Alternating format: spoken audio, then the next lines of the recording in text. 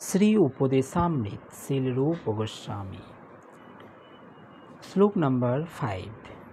कृष्णेति यस्य गिरितं मनसान्द्रियेत दीक्षास्ति चेत् प्रणतिभिस्य भजन्तमीशं शुश्रूषया भजन विगमनन्यमन्य निंदादिशन्न हृदयमीस्फीत संगलब्ध्या।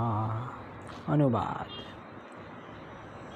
যে ভগবত ভক্ত ভগবান শ্রীকৃষ্ণের দিব্য নাম কীর্তন করেন তাকে মনে মনে আদর করা উচিত, এবং যিনি দীক্ষিত হয়ে শ্রী বিগ্রহের সেবায় রত আছেন তার উদ্দেশ্যে সুশ্রদ্ধ প্রণাম নিবেদন করা উচিত।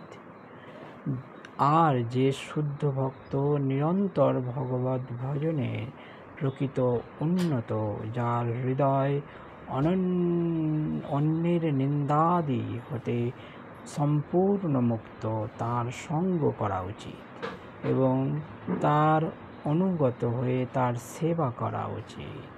হরে কৃষ্ণ।